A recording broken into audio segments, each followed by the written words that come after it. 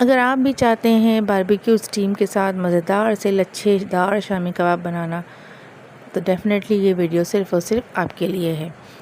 बिस्मिल्लाहिर्रहमानिर्रहीम, अस्सलाम वालेकुम, welcome to my channel cooking with Nabira. कैसे हैं आप सब? उम्मीद है अपने अपने घरों में खुश होंगे, बाहिफाज़त होंगे। तो आज हम बना रहे हैं मज़ेदार से लच्छेदार शामी कबाब। सहरी के लिए बना के रख लें अभी से, ताकि आपकी रमज़ान में कम से कम मेहनत हो और कम टाइम में आपकी सहरी बन के तैयार हो जाए। जब सालन वगैरह कुछ ना हो या ना दिल चाहे तो आप शामी कबाब फ्राई करें और पराठे बनाएं, मज़े से सहरी करें। तो चलें बनाना सीखते हैं कि लच्छेदार शामी कबाब आखिर बनते कैसे हैं और उसके लिए आपको कैसा गोश्त लेना है और बारबेक्यू स्टीम किस तरह से देनी है। तो चलें स्टार्ट करते हैं। शामी कबाब के लिए मैंने गोश्त लिया है, कीमा नहीं लिया है, और उसको इस तरह से लॉन्ग शेप में कटवा लिया है मैंने कसाई से। इसको अच्छी तरीके से वॉश कर लें, स्ट्रेनर में डाल लें और पानी ताकि निकल जाए। एक अदद प्याज ले लें, 8 से 10 जो है बड़ी वाली रेड वाली मिर्च होती है वो ले लिया। 1 चम्मच ज़ीरा है, सफ़ेद ज़ीरा, और 1 चम्मच हमने लिया साबुत धनिया। थोड़ी सी जायफल जवेत्री, 8 से 10 दाने लौंग के लिए हैं हमने, और 10 से 12 दाने हमने ले लिए हैं काली मिर्च के। और इसके अलावा जो छोटी बड़ी इलायची वो 3 लेके, और 1 दालचीनी। एक पैन में डाल दें आप गोश्त को। इसके बाद सारे मसाले जो मैंने आपको बताए वो सारे मसाले इसमें डल जाएंगे। उसके अलावा जो इसमें डलेगा वो है ये अदरक लहसुन का पेस्ट। 1 चम्मच भर के अदरक लहसुन का पेस्ट डाल दें आप। क्वांटिटी के हिसाब से डालें, जितना गोश्त होगा उतना ही ज़्यादा डलेगा। 1 चम्मच मैंने भर के इसमें डाल दिया है नमक आप बाद में टेस्ट कर लीजिएगा। और इसके अलावा आधे चम्मच इसमें भर के डाल दें आप पिसी हुई हल्दी। इससे इसका जायका और इसका कलर दोनों ही बहुत ज़्यादा मज़ेदार से हो जाता है।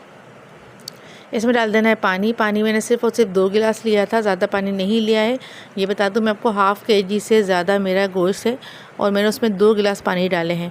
अच्छा, चने की दाल मैंने 1 कप भर के जो है ना, मैंने साफ़ करके उसको वॉश करके भिगा के रख दिए पानी में। अभी मैं इसमें चने की दाल ऐड नहीं करूँगी क्योंकि हमारा गोश्त है, गलने में थोड़ा सा टाइम लेगा। तो जब ये गोश्त अच्छी तरीके से हमारा गल जाएगा, अच्छी तरीके से नहीं गलाना, यानी कि हाफ़ गला देना है, हाफ़ से ज़्यादा गल जाए, गोश्त हमारा नरम हो जाए।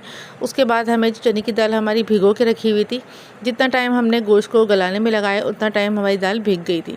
तो इस दाल को हम इसमें शामिल कर देंगे। अब जो ये थोड़ा सा पानी बचा हुआ है ना, दाल को हमें इसी पानी में गला देना है, और इसके अलावा मज़ीद ऊपर से हमें पानी बिल्कुल भी नहीं डालना है। इससे ये होगा कि हमारी शामी कबाब बहुत ही मज़ेदार से रूखे रूखे से बनेंगे, गीले नहीं होंगे, ख़राब नहीं होंगे, और फ्राई करने में कभी भी फैलेंगे नहीं। जब पानी अच्छी तरीके से ड्राई हो जाए, बिल्कुल पानी ड्राई हो जाना चाहिए, तो उसको फिर ठंडा कर लें। ठंडा करने के बाद आप इसको बारीक सा पीस लें। ये देखिए बिल्कुल बारीक दरदरा सा मैंने पीस लिया है इसको, और ये कितना खिला खिला सा है, आप देख रहे हैं। इससे शामी कबाब भी हमारे ऐसे ही बनेंगे। इसमें डाल दिया 1 से 1.5 तकरीबन प्याज मैंने बारीक काट के, और 8 से 10 हरी मिर्चें हैं, और 1 प्याली भर के हरा धनिया और पुदीना। 2 अदद मैंने इसमें डाल दिए अंडे।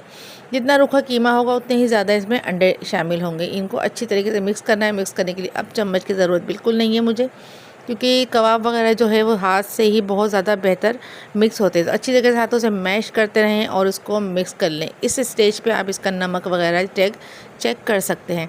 एंड में डाल दूंगी मैं इसमें 1 चम्मच कुकिंग ऑयल। ये कुकिंग ऑयल मेरा कच्चा नहीं है, ये मैंने गरम करके इसके बाद इसको ठंडा कर लिया है। उसके बाद मैंने इस कुकिंग ऑयल को इसमें शामिल कर लिया है। इस तरह बीच में इसकी थोड़ी सी हम जगह बनाएंगे ताकि हम इसमें स्टीम दे सकें कोयले की। कोई भी प्लेट, खाली प्याली या फिर एलुमिनियम का फॉयल भी आप रख सकते हैं। इसमें जला हुआ कोयला रखें, हल्का सा तेल या घी, जो भी चीज़ आपको डालनी है वो डालें, और इसको ढक दें। तकरीबन 3 से 4 मिनट के लिए इसको ढक दें। बहुत अच्छा सा इसमें स्टीम आ जाएगा, बहुत ही मज़ेदार सा इसमें फ्लेवर आ जाएगा। अब इस स्टेज पे आप इसको निकालें, कोयले को रिमूव कर दें, और उसके बाद इसको आराम से टिक्कियाँ बना लें। जिस शेप की आपको टिक्कियाँ बनानी है वैसे टिक्कियाँ बनाएं। फ्रीज़र में रख दें, उसके बाद कंटेनर में डाल के रख दें एयर टाइट। आराम से पूरे रमज़ान बैठ के खाएं, सहरी की टेंशन बिल्कुल भी नहीं रहेगी आपकी।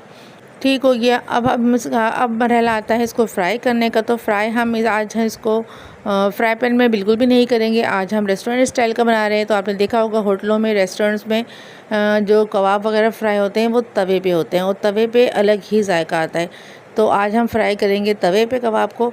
अच्छा, इनको थोड़ा सा आप रेस्ट दे दीजिएगा बनाने के बाद, ताकि ये अच्छे से फ्राई हो जाए। तवे पे हमने डाल दिया है तेल। तेल डालने के बाद अब एक एक करके सारे शामी कबाब को इस तरह रख दें। जितना कम तेल डालेंगे उतना बहुत ज़्यादा अच्छे आपके कबाब जो है शैलो फ्राई होंगे। तो ये जो मैंने ऑयल डाला है ये भी थोड़ा सा ज़्यादा ही मुझे लग रहा था, लेकिन अब मैं डाल चुकी हूँ। लेकिन आप इससे भी कम डालेंगे तो और अच्छे आपके कबाब फ्राई होंगे। तो ये देखें, कबाब को आप साइडों में रखें, तवे के सेंटर में मत लाएं। सेंटर में एक एक कप के कबाब लेकर आएँ और बाकी फिर साइड में रख दें। इस तरह मुकम्मल तौर पर ये ऑयल में डिप नहीं होंगे और इससे ये बहुत अच्छे से फ्राई होंगे। इसको दोनों तरफ से अच्छी तरीके से फ्राई कर लेंगे हम और थोड़ी देर के लिए इसको तवे के साइड पे छोड़ देंगे ताकि इसका जो एक्स्ट्रा ऑयल है वो निकल जाए और ये बहुत मज़ेदार से हमारे कुरकुरे से क्रिस्पी से हमारे कबाब शामी कबाब बनके तैयार हो जाएँ।